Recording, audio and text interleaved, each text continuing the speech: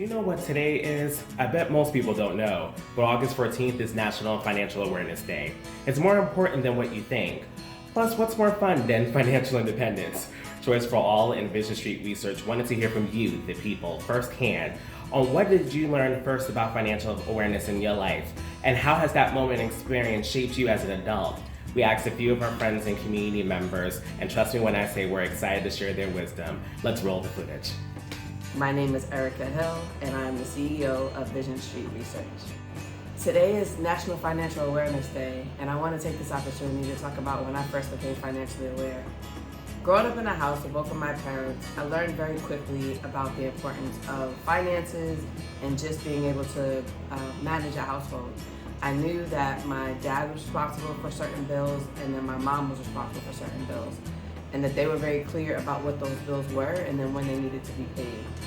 One of my greatest memories is coming into my dining room and seeing my dad with his checkbook out and writing checks to the millions of people that he had to pay bills to. And I kept thinking to myself, like, that must be an overwhelming task, and I'm not really interested in being an adult just yet because I didn't want to be writing all those checks. It looks like a lot of money was leaving the house. But I knew that it was obviously a responsibility that he had to make sure that the lights stayed on in our house and that we always had a roof over our head. As it relates to my mom, I knew that in terms of bills and like credit cards, I knew that whenever you had credit cards, you needed to pay them on time, and that using credit cards had to be done responsibly. So you could leverage it temporarily, but I mean, I saw from her firsthand that she would make sure that she paid off the card in a reasonable amount of time, as well as not paying just the minimum balance. I learned that both from my mom, and then actually when I was a teenager, I worked at a mall here in Long Island. I actually worked at what was Stearns, and it's now Exports. And people would come in all the time and only pay the minimum. And I learned very quickly that when you only pay the minimum, you actually end up paying more money for the item that you purchased. So if your bill was like $150 to $200, people would pay like $10. They're paying for the product almost like 2 times because they're paying the minimum. So I also learned that important fact that whenever I did get a credit card, that I was always going to pay over the minimum because I didn't want to be overpaying for the product, and also I didn't want to be accruing all these different interest charges. Hi, my name is Brittany. So the question I am answering today is, when did I become financially aware, and what does that mean to me as an adult now? To answer the first question, I became financially aware in my teenage years when I got my first job and I received my first paycheck, and I didn't know anything about taxes and all that stuff. So I already had my paycheck calculated in mind, how I was going to spend it, and when I saw that it was less than what I projected it to be, you know, I had a lot of questions. What is all this taxes and et cetera, that they take out your paycheck? Hi, my name is Kadisha Cox, and I am a recent graduate of the University at Albany, and I am Vision Street Research's 2019 Senior Marketing Intern. So we're talking about what it means to be financially aware and the earliest age that I can put on being financially aware. By the grace of God and my mom as my blessing, I want to say about the age of 12, although it may have been earlier than that. So she had instilled in my brother and I early on the importance of credit, good credit, bad credit, what that looks like, and how to handle your money, right? Because that to me is the main definition of being financially literate, financially conscious, understanding how to categorize and distribute your money wisely, still enjoying life, but knowing that you have things to fall back on and you have obligations and things to do as well. So my name is Kay Hill, and I'm the mother of Erica Hill, who is the CEO of Vision Street Research.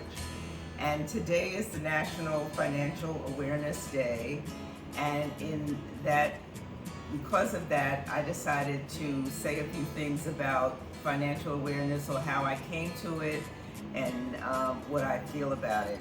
I grew up in a house where my father paid the bills as soon as the mail came in. So there was never a case where we worried about any bill being paid because he believed in paying the bills as soon as he got them. And this is before credit. So fast forward to when I was a young adult and was recently married. My husband and I were thinking about buying a house, and both of us worked, and our credit was, between the two of us, our credit was excellent, and we never had a problem. The deal was that we got things when we could afford to get them and pay for them. And if we couldn't, we'd wait until we figured that we could pay for them after the credit card bill came in. One of the biggest lessons is you get access to things based on your credit and credit card. So because my dad was such a loyal and responsible American Express credit card holder, I got an American Express credit card when I was a senior in high school. I qualified for one just because of his excellent credit and his behavior with paying off his card. So I had an American Express Gold card as a freshman, and I only used it to buy plane tickets to fly from Atlanta to New York during the holidays. But what it allowed me to do is I had a very strong credit score when it was time for me to buy a house in 2005. And I just remembered that both what Mr. Cheek said and what my dad had said, which is if you put it on the card, make sure you can pay it off in 30 days. And I conditioned myself to only put stuff on the card that I knew I could pay off in 30 days because I didn't want to carry a balance and ultimately run into debt. So both my dad allowed me to have access, and then because of that access, I was also able to get greater access to home ownership because I had such a strong credit score. And maintaining a good credit score is also becoming increasingly more important as people look for affordable housing.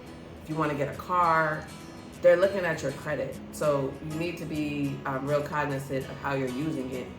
And just making sure that you're making good decisions that'll benefit you in the long run, especially with whatever your goals may be in terms of your finances.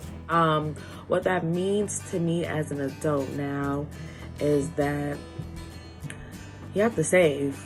You have to save, you have to prioritize, because nothing in life is free and everything costs. So as an adult now, I do understand that you definitely have to budget wise. So all in all, to tie in my definition or what it means to me to be financially aware, is just being conscious of what you have, what you don't have, what you can afford, and knowing how to, again, distribute and disperse and balance the things in your life that you want and the things that you need.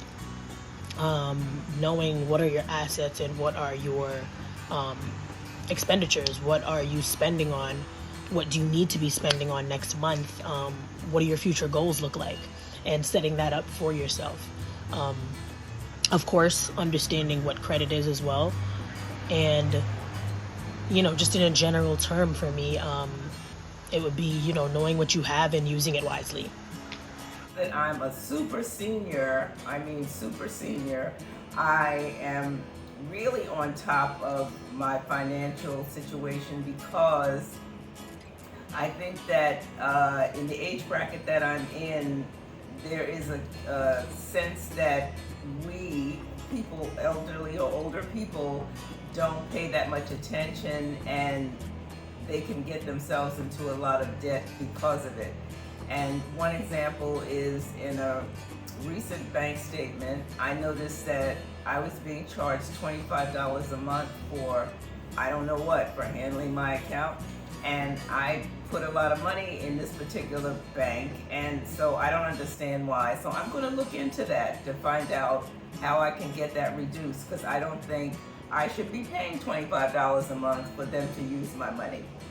So I would say to young people, old people, just be aware. Just be aware, and maybe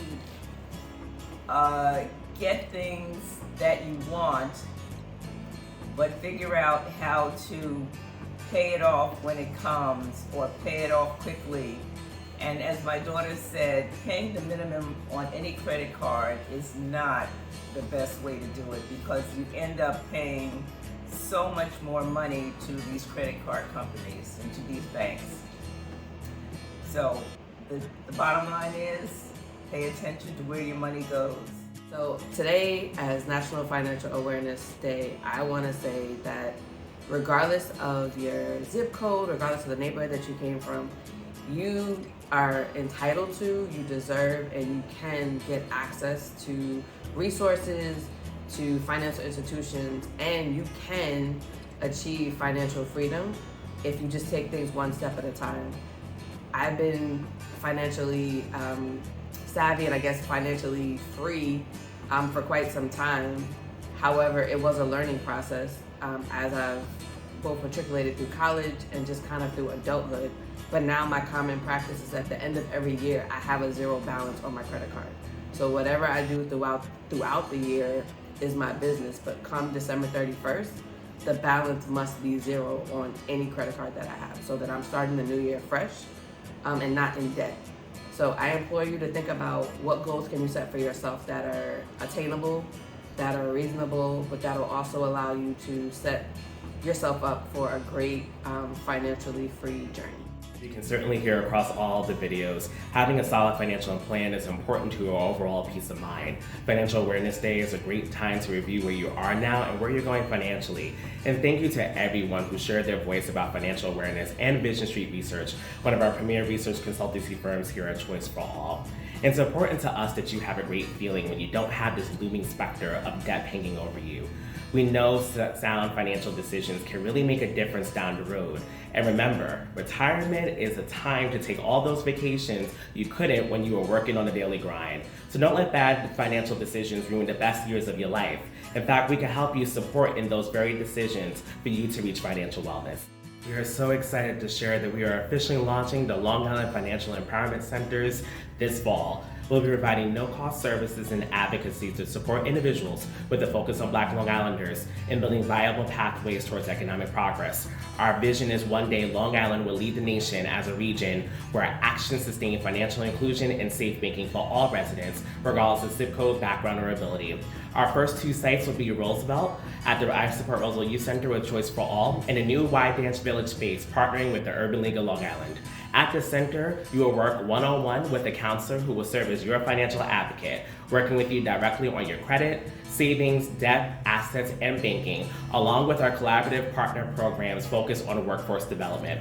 Once you complete an intake, you will then partner with your financial advocate in building a financial health action plan and begin working hard together to ensure that you are financially healthy enough to be wealthy. For more information or to sign up and be one of our first clients at the center, please email us at info@choiceforall.org.